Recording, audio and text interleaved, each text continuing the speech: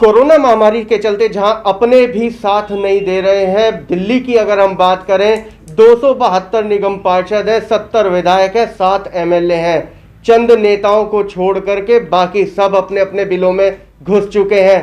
कोई वार्ड में, कोई विधानसभा में, कोई लोकसभा में नजर आ रहा है। ऐसे में बात करें दीपक कुमार की, जो कि आम आदमी पार्टी के नेता हैं। मैं आम आदमी पार्टी का नेता बाद में कहूंगा, मैं ये कहूंगा वो बाहुबली हैं जो मैदान में उतर के हर घर सैनिटाइज करने में उतरे हुए हैं। पिछले एक हफ्ते से, पिछले 15 दिन से, बल्कि मैं ये कहूं कि कमर तोड़ मेहनत जारी है।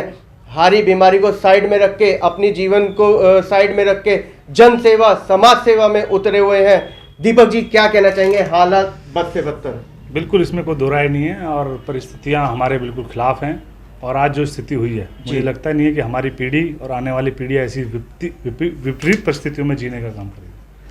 घर घर जा रहे हैं, सैनिटाइज करा रहे हैं, मौत की चिंता नहीं।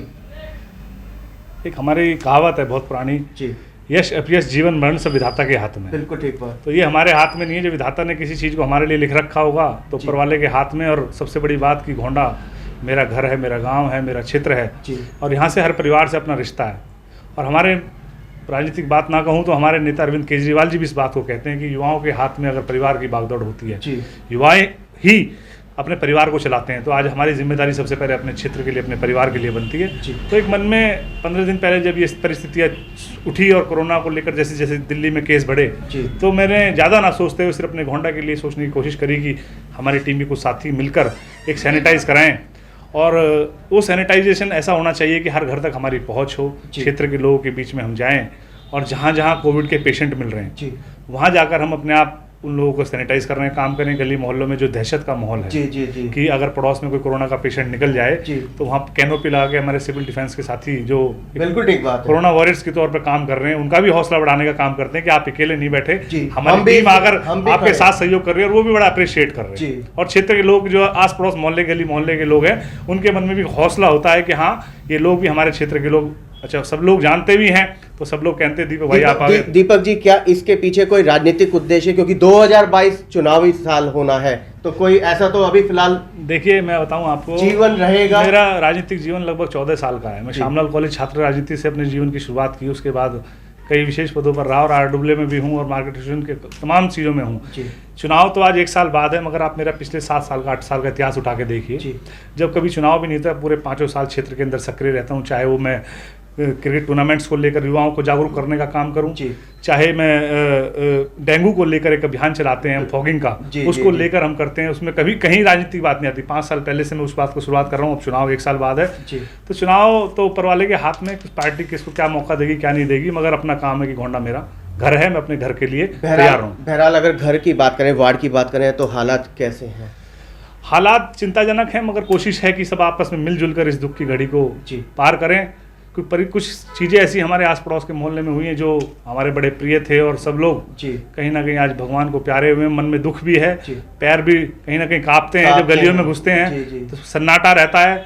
तो कभी कभी ऐसा लगता है कि यार हम अपने परिवार को भी, जान को भी अपने डाल रहे हैं। मगर मेरी कोशिश रहती है, मेरा ऑफिस है, यहीं पे मेरा बिस्तर लगा हुआ है, आप देखिए मैं यहीं पे कोशिश करता हूँ कि यहीं पे रहूँ। और घर के बराबर में मेरा एक रूम है, मैं वहीं पे सोता हूँ परमानेंट। 15 दिन हो गए बच्चों से वैसे मिलने। लोगों को ऑक्सीजन, लोगों को बेड, लोगों को वेंटिलेटर नहीं मुहैया हो रहे। हाँ बिल्कुल, परिस्थिति खराब है, इसमें कोई दो राय नहीं। क्योंकि इतना केस का बढ़ना शायद दिल्ली गवर्नमेंट ने भी और शायद केंद्र सरकार ने भी नहीं सोचा होगा कि इतनी बुरी परिस्थिति हमारे सामने आ जाएगी। जो सारा सिस्टम, ऐसे में सवाल खड़ा होता है आम आदमी पार्टी पे कि सवालिया निशान खड़े हो रहे हैं अरविंद केजरीवाल पे, क्या कर रहा, अब तक क्यों नहीं चेते? मुझे नहीं लगता कि अगर कोई हमने काम किया या कोई भी परिस्थिति, अगर सरकार किसी लड़ने के लिए अपना रोड मैप तैयार करती है या कोई एकदम सिस्टम तैयार करती है, उस सिस्टम से अगर आप ओवर केसेस अगर आपके पास आ जाए तो कहीं ना कहीं परिस्थिति खराब होती है। मैं इस बात को मानता हूँ। मगर आप इस बात ऑक्सीजन प्लांट क्यों नहीं लगाए गए, सवाल उठ रहा है। ऑक्सीजन प्लांट मेरे को लगता है, जैसे मुझे जानकारी है, केंद्र सरकार ने पैसा दे दिया, जैसे मुझे जानकारी है कि NGT की बिना परमिशन के ऑक्सीजन प्लांट नहीं लगता। और वो सेंट्रल गवर्नमेंट तय करती है कि राज्यों के अंदर की कहाँ ऑक्सीजन प्लांट लगना चाहिए, कहाँ नहीं लगना, जो मुझे जानकारी है मुझे ये लगता है। जो घरों के अंदर बिलों में घुसे हुए हैं, जो चुनावी मन बना रहे हैं, उनके लिए क्या मैसेज देना चाहेंगे कि निकल के आए बाहर? बिल्कुल, सबको साथ रहना चाहिए और जो जिम्मेदार नागरिक हैं, जो क्षेत्र के लोग हैं, उन लोगों को भी आगे आना चाहिए। अपने आप को बचाव करते हुए, जी। क्योंकि सबसे पहले अपनी जान बचानी है हमें। अगर हम अपनी जान बचाएंगे तो अपने क्षेत्र की सेवा कर पाएंगे। 70 एमएलए, 7 लोकसभा सांसद। नहीं, बहुत से लोग हैं, ऐसी बात नहीं है, बहुत से लोग हैं जो काम कर रहे हैं। मुझे भी किसी ना किसी से प्रेरणा मिली थी तो मैं आगे बढ़ा, क्योंकि आदमी को एक दूसरे से प्रेरणा मिलती है काम करने की।